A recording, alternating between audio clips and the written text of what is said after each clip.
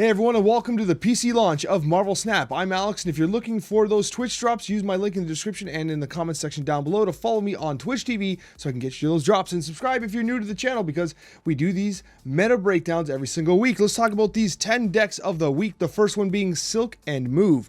So Silk and Move is a deck that revolves around the idea of Silk. Silk is a brand new card for most people. It was a Series 5 Spotlight cache of the past week or so, and essentially what you're going to get here is a card that moves every time you play a card in a location, you or your opponent. Well, if you slam Craven into a location and you allow Silk just to move around, Craven generates insane amounts of value. Craven has been a massive beneficiary of the Spotlight cache of Silk.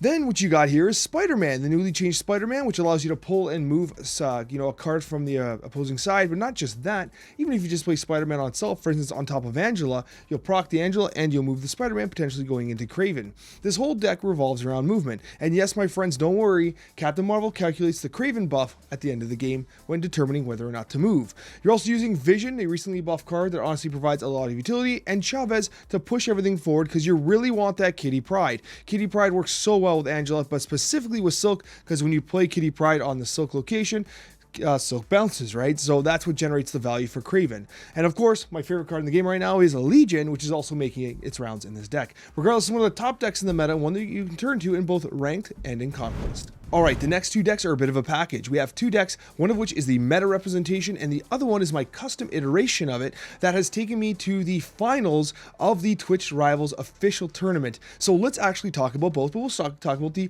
meta version. Now, this is the Evolved She-Hulk deck. Now, this deck is absolutely fantastic. It has one of the highest win rates in the current meta, basically because Destroy represents 10% of the meta right now, and you have a counter in Armor and Cosmo. They hate this.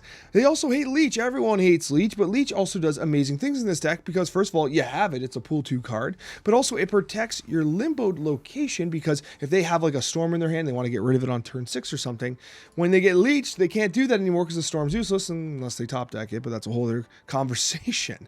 What you're going to be using as well is the High Evolutionary package of Misty Knight, Shocker, and of course the Hulk that gains a value. I should show you this version of the Hulk that gains value when you're using unspent energy, which is great because you're usually skipping turn. Well, you're skipping turn 6 under the most part, right? You also have other skip opportunities with the Sunspot and Armor as well anyways, but regardless, this deck does put up a lot of power, and this is a relatively inexpensive version of it if you do have Evolutionary. Now, if you don't have Evolutionary and you want to play something a little more spicy, I do have a deck called Legion the Conqueror, and this is the deck that I used for Twitch Rivals that took me to the finals, and this deck, I absolutely love it. Now, I'm still working on some different iterations of it. I continue to test and continue to make improvements and revisions, but this deck I'm really happy with because it uses one of my favorite cards, Legion. And what Legion does is it actually replicates Limbo, which can set a situation where they just can't get rid of it. If you replicate Limbo across all three, their own Legion can't do anything because you're going to be replicating Limbo. And if they have Storm, well, they can't take out all three, or, that's just impossible.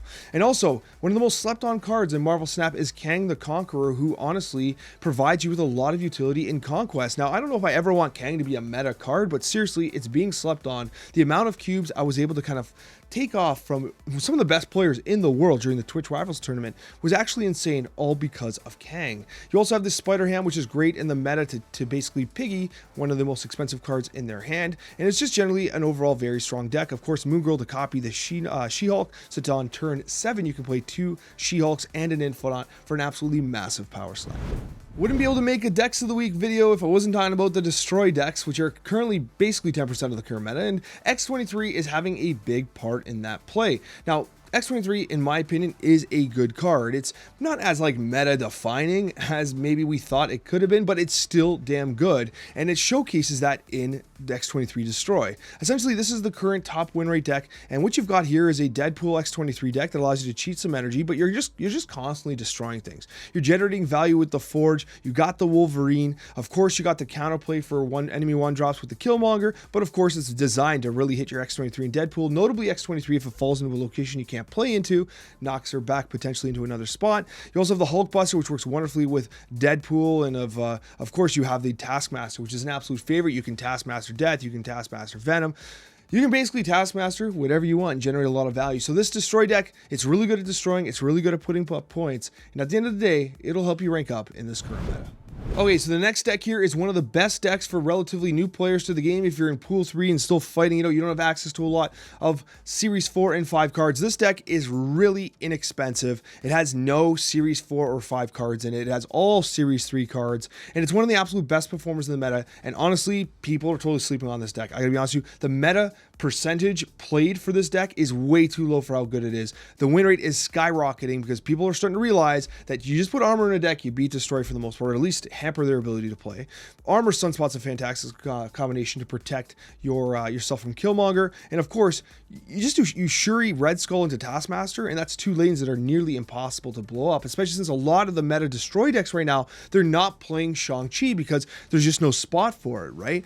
They're being greedy in all these other sorts of ways. So this deck really does have answers to the meta. It actually has an Enchantress, which is being teched in currently to counter some of the more Patriot-centric lists, which we're going to talk about soon. But ultimately, this deck's just good. And not to mention, Enchantress you can actually put on top of the Lizard to deny that. So like, there's so many opportunities to win with this deck. It is an absolute banger, especially if you don't have access to Series 4 or 5 cards. One of my absolute favorite archetypes in Marvel Snap is Silver Surfer, and it's making a bit of a comeback. Now, it's not quite back to the heydays of the negative Surfer that was pretty much everywhere, but these next two decks we're going to be talking about, yes, we're talking about two, they do have higher win rates than the negative Surfer deck ever did, and they're actually performing really well. This one is like the really stock meta one. We got a hot take coming up in just a second, but with the Surfer deck right now, the standard stock one is going to be a Forge into Brood. You have the Absorbing Man capabilities as well, which obviously works really well with Brood now that the Absorbing Man is a 5, and you would replicate as 5s across the board, which is so damn hard for your opponent to compete with.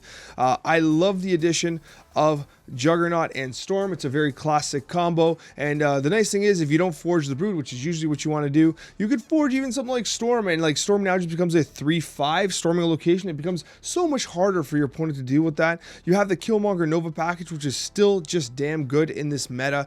Overall, it's a great list, and I love the inclusion of Rogue to get rid of those pesky Patriots that we're seeing every once in a while, and of course the Darkhawks that are kind of not as popular in the meta, but still a factor. Now, the second deck for Silver Surfer that we're going to be talking about here is going to be the Patriot Surfer Edition. Now, this one was popularized by Moen over the last couple days as they won Twitch Rivals and did very, very well in that tournament. So this particular deck here is a very creative take on what is an emerging archetype in Patriot Surfer. You basically get just value plays like, you know, you have Iron Lad that can hit Brood or Mr. Sinister. You have Absorbing Man, which can hit Brood or Mr. Sinister, and those procs can really put your opponent at a disadvantage. Like, it's extremely hard for you to deal with those kind of situations where, you know, if Iron Lad hits Brood, like, what do you even do? Because they usually sit under Shang-Chi range, and it's just like, okay, like I guess I lose. Like, that's the choice.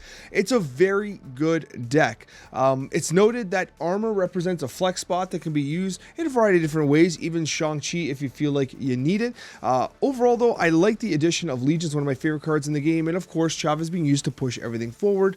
I love the deck. I think it's really interesting, and I think it's going to be one that's going to be emerging in the meta. There's going to be people that hate that I'm saying this, but High Evolutionary is kind of disrespected right now. It used to be so prevalent in the meta. It got a couple nerfs like to the Wasp and stuff, and then it just disappeared. This deck has an insane win rate. It's actually one of the highest win rate decks in the current meta right now, and no one's playing it, so I want to talk about it because its win rate is ridiculous. Again, you're seeing more Patriots, so the Rogue comes into play here, but honestly, Scorpion, Hazmat, all these things, what they do is they activate an early Abomination. You're getting tons of value from cards like Sunspots. When you skip turns, you drop this massive Hulk. The change to the evolved, sorry, I should show you the evolved version of the thing. It adds -1 power to 3 different targets, which is useful because it generally makes your Abomination even cheaper.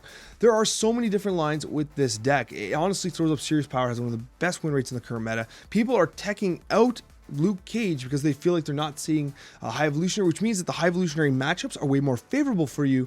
Don't sleep on this deck. It takes some practice to pilot, right? But honestly, like, Cyclops is still insane. I personally run a version that cuts Rogue on occasion and runs the Storm, because you can Storm on you can Storm turn 3, Cyclops turn 4, float the energy, and Cyclops goes boom, boom, boom. Everyone drops down. It's like it's just too good. Like, Cyclops is so strong on this list, so that is an option if you want to cut Rogue or if you don't have Rogue, for instance. But honestly, Toxic Evolutionary is an absolute banger.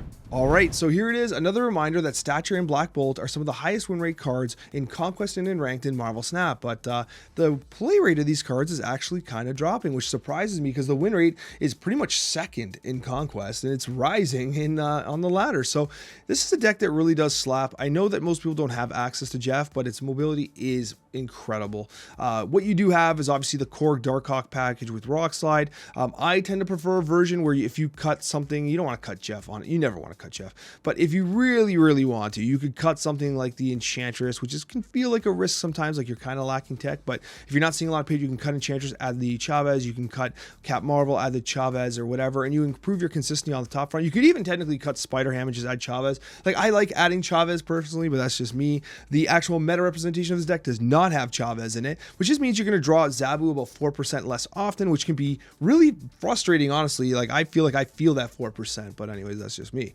Regardless, though, the combination of Black Bolt on turn 5 and then a Miracle play with Stature there and, you know, potentially even your Rock Slider, doesn't even matter. The points just get dropped with this deck. You have so many different winning lines that this deck continues to perform at a high level. It's just a matter of getting people to play it because it's really not as popular as it should be.